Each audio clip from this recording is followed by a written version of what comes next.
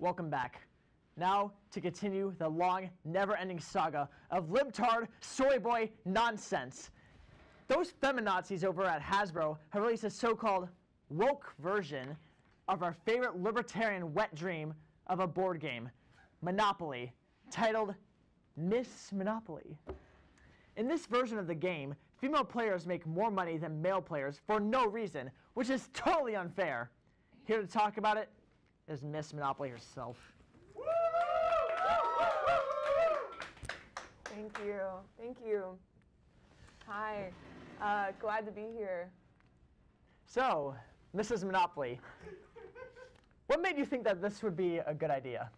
Well, actually, it's Ms. Monopoly, first of all. And, well, I thought it would be good to be in a game that subjected men to the same disadvantages that women face every day. All right, so what exactly are those disadvantages, Mrs. M? You can vote, drive cars, go to school. I mean, what more could you possibly want? Ms. And I think I speak for all women when I say I would like to be paid equally to men for equal work. As a start, you ever heard of the wage gap? That's not real. That's not real. We all know the concept of the wage gap was created by Alexandria Ocasio-Cortez to sell communism to our nation's children. No, it's very real. How much are you paid to be on the show? I don't get paid. Checkmate, liberal. How does it feel to be destroyed by facts and knowledge? Well, I actually have to pay to be here. That's how bad the wage gap is. I'm in the negatives here. Well, you hate to see it. Anyway, even if the wage gap was real, which it's not, then I still don't see the point of creating a gender-specific Monopoly game. Like, why does everything have to be about gender?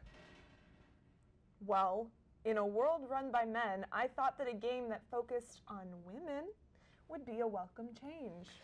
Like, every time there's a good thing in this world, women have to come in and make their own version of it. Like, what's next? Miss Battleship? Water for Women? Miss Pac-Man? The WNBA? A girl version of baseball with a bigger ball and underhand throwing? I'm just tired of it.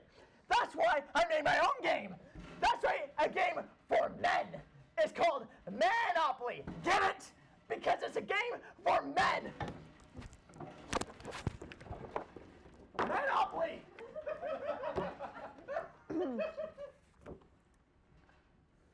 Here, play it with me. Okay. 7!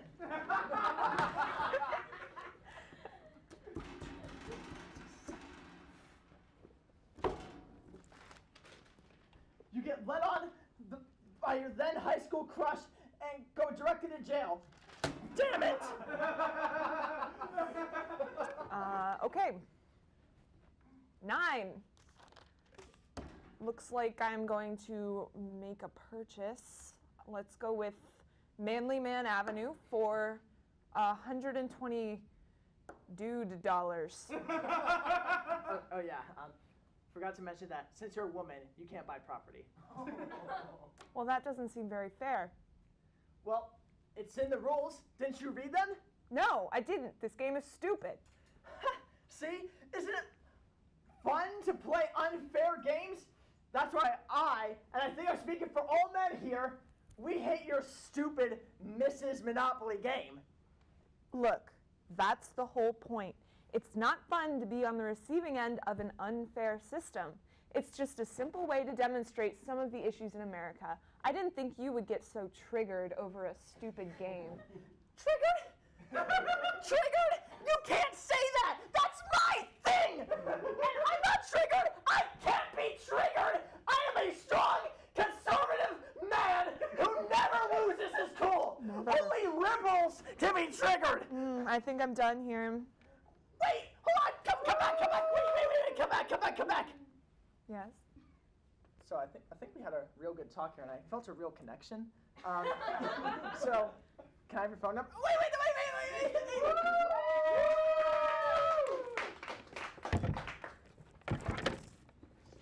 I didn't like her anyway.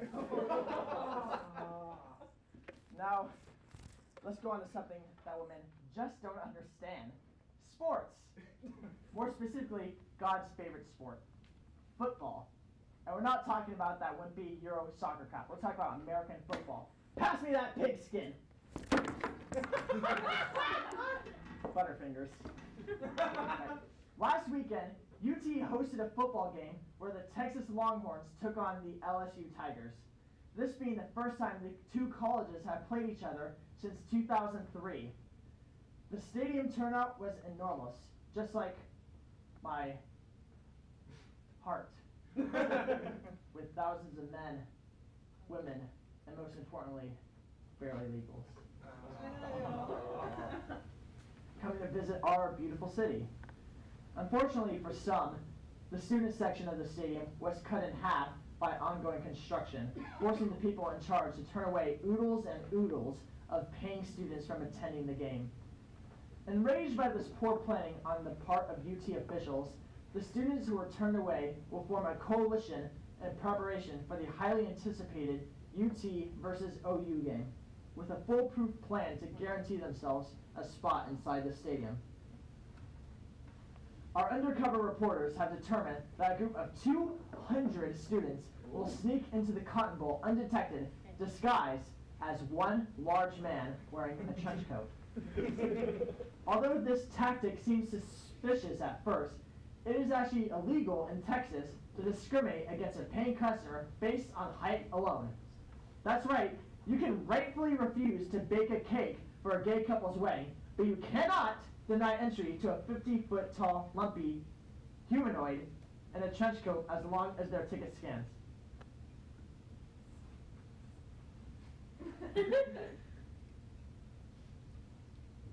Just say it out loud. Your mic, it's Oh, it fell off. Yep.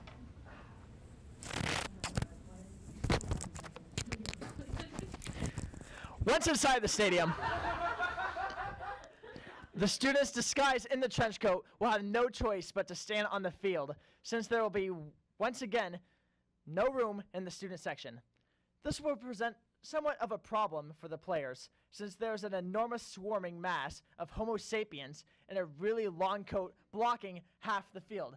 But actually, in Texas, it is illegal to forcibly move a paying customer from their chosen seat simply because they are 50 feet tall.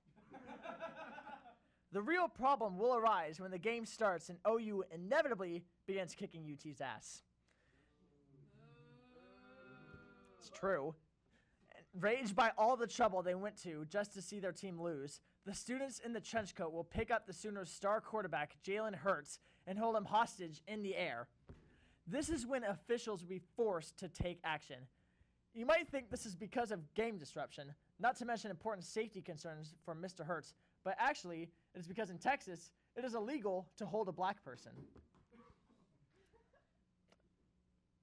UT will be forced to bring in the copters. The squadron of burnt orange Vietnam-era helicopters UT has been storing in the tunnels since before the Civil Rights Act, or as I call it, before America went to hell. The copters are fully armed and will immediately take fire at the large trenchcoat man in the middle of the field. This, of course, will cause the disguise to collapse as the hundreds of students run for their lives. Some will escape, the majority will not be so lucky. The field will be littered with bloody corpses, riddled with bullets. The spectators will flee, and upon returning to Austin, the students who witnessed the massacre will ask the inevitable question, so did UT win? And we will reply, yeah, man, UT killed.